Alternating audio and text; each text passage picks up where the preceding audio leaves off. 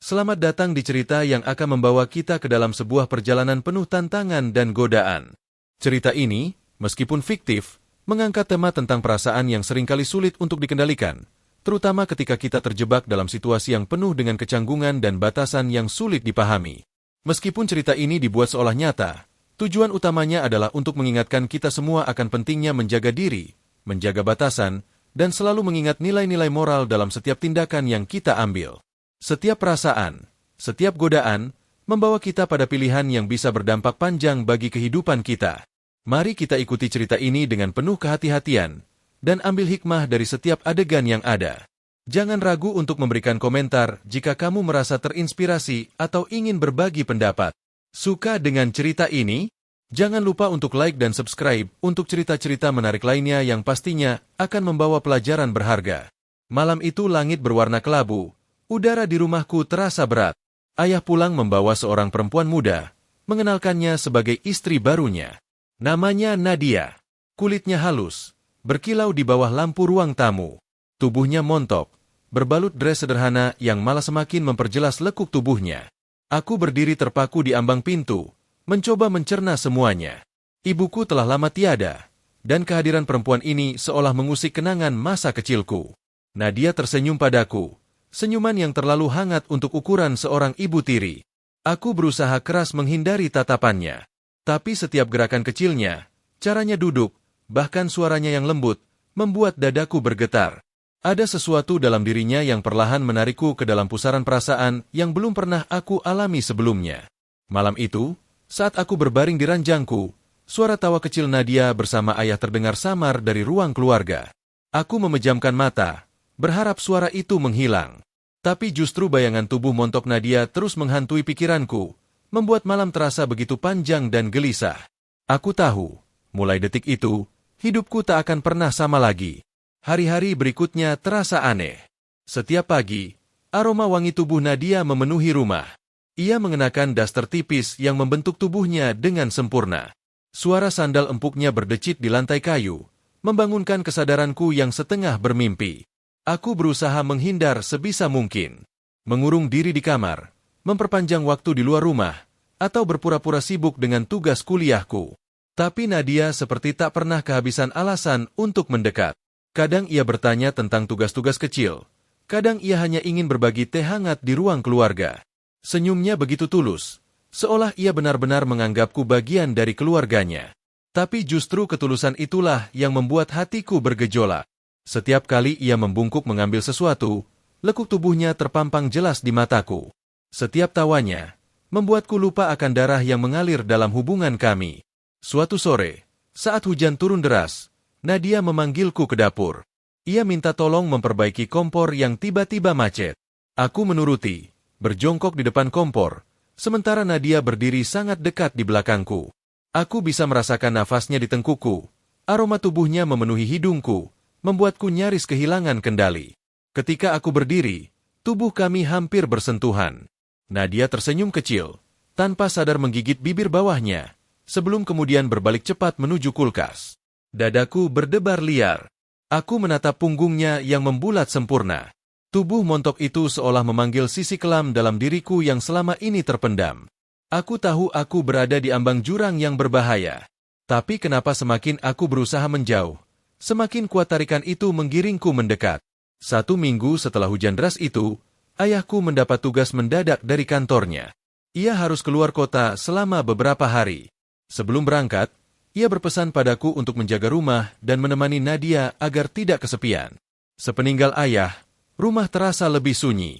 Hanya ada aku dan Nadia, 2 jiwa dalam satu atap, dengan jarak yang semakin tipis di antara kami. Awalnya aku mencoba menjaga jarak, lebih banyak mengunci diri di kamar atau pergi keluar tanpa alasan. Tapi entah mengapa, setiap aku pulang, Nadia selalu menungguku. Suatu malam, listrik padam mendadak. Hujan deras mengguyur lagi, membuat suasana makin mencekam. Dalam gelap, aku mendengar langkah-langkah pelan mendekat ke kamarku. Pintu diketuk perlahan. Aku membuka, dan di hadapanku berdiri Nadia, hanya mengenakan daster tipis, rambutnya sedikit basah, wajahnya pucat karena ketakutan. "Raka, boleh aku di sini sebentar?" Aku takut. Suaranya bergetar. Tanpa berpikir panjang, aku membiarkannya masuk. Kami duduk berdampingan di ranjang, diterangi cahaya lilin kecil di meja. Nafasku terasa berat. Aku bisa mencium aroma tubuhnya, hangat dan manis, membuat pikiranku melayang entah kemana. Nadia memeluk lututnya, bersandar sedikit ke arahku. Gerakan kecil itu saja sudah cukup untuk membuatku kehilangan akal. Aku bisa merasakan betapa dekatnya tubuhnya dengan tubuhku. Suasana gelap, suara hujan, kehangatan yang menggoda, semua bercampur dalam satu perang batin yang sulit kuatasi. Aku menggenggam erat jemariku sendiri, berusaha menahan gejolak dalam dada. Tapi aku tahu, benteng pertahananku mulai retak. Dan malam itu baru saja dimulai. Dalam remang cahaya lilin, aku bisa melihat mata Nadia berkilau, memantulkan cahaya kecil di ruangan yang gelap. Ia menatapku, seolah mencari sesuatu, seolah menunggu sesuatu. Nafas kami berdua terdengar jelas, membaur dengan suara rintik hujan di luar. Aku tidak tahu siapa yang bergerak lebih dulu. Yang ku tahu, tiba-tiba tanganku sudah menyentuh punggung tangannya. Sentuhan itu terasa panas membakar kulit. Nadia tidak menarik diri. Sebaliknya, ia membiarkan tanganku tetap di sana. Bahkan perlahan ia menggeser tubuhnya lebih dekat ke arahku. Jantungku berdegup kencang, hampir pecah. Aku bisa mencium aroma kulitnya, melihat lekukan halus di lehernya, merasakan getaran kecil dari tubuhnya. Ketegangan di antara kami begitu tebal, hingga bisa kurasakan menyesakkan dada. Nadia menunduk sedikit, seolah ragu. Tapi saat aku mengangkat dagunya dengan ujung jariku, ia mendongak dan menatapku dengan mata yang berkabut. Dalam sekejap, dunia di sekelilingku lenyap. Yang ada hanya dia, hanya Nadia, dengan tubuh montoknya yang menggetarkan seluruh keberanianku. Aku mengusap pipinya dengan perlahan, dan ia memejamkan mata, menyerahkan dirinya pada momen itu. Aku mendekat, sangat dekat, hingga aku bisa merasakan hangat nafasnya di wajahku. Tapi sebelum bibir kami bersentuhan, Nadia membuka matanya perlahan, menatapku dengan tatapan yang dalam, penuh campuran takut dan keinginan. Aku terhenti.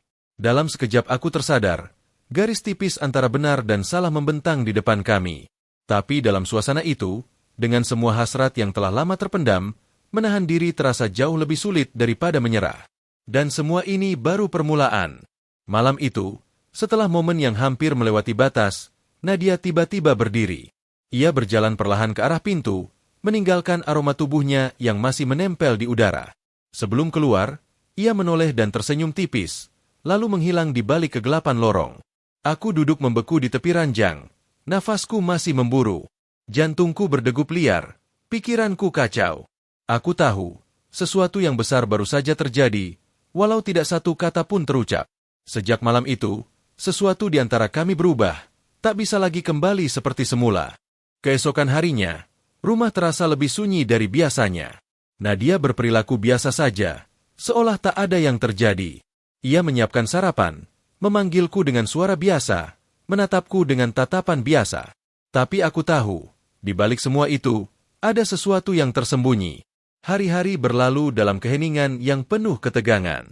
Setiap kali kami berpapasan di lorong, ada getaran aneh di udara. Setiap kali tangan kami tanpa sengaja bersentuhan, ada percikan listrik yang menggetarkan. Tapi kami sama-sama berpura-pura tidak merasakannya.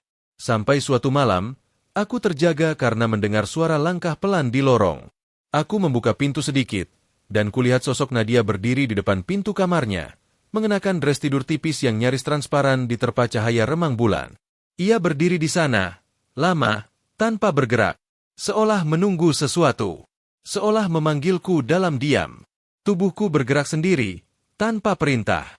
Aku melangkah keluar kamar, mendekatinya. Setiap langkah terasa berat, seakan semua beban dunia menekan pundakku. Tapi ada kekuatan lain, kekuatan yang lebih kuat dari sekadar logika, yang mendorongku terus maju. Ketika akhirnya kami berdiri berhadapan, hanya beberapa inci saja jaraknya, dunia kembali menghilang. Hanya ada kami berdua, di tengah malam yang membeku. Dan untuk pertama kalinya, aku tahu, tak ada jalan untuk kembali. Hikmah yang bisa kita ambil dari cerita ini adalah pentingnya menjaga batasan dalam hubungan, terutama dalam hubungan keluarga. Terkadang, godaan atau perasaan yang tidak terkendali dapat mengarah pada kesalahan besar. Oleh karena itu, sangat penting bagi kita untuk selalu mengingat batasan yang telah ditetapkan oleh Allah dalam setiap aspek kehidupan kita. Dan janganlah kamu mendekati zina. Sesungguhnya zina itu adalah perbuatan keji dan suatu jalan yang buruk. Quran Surah Al-Isra 32. Cerita ini adalah fiktif. Meskipun dibuat dengan seolah nyata, tujuannya adalah untuk mengambil hikmah dan pelajaran berharga. Jangan biarkan perasaan atau godaan menguasai akal dan hati kita, karena sesungguhnya perbuatan yang menyimpang dapat membawa penyesalan yang mendalam. Terima kasih telah membaca cerita ini. Jika kamu merasa terinspirasi atau ingin berbagi pendapat, jangan lupa untuk memberikan komentar, like, dan subscribe untuk cerita-cerita berikutnya. Semoga setiap cerita dapat memberikan manfaat dan pelajaran bagi kita semua.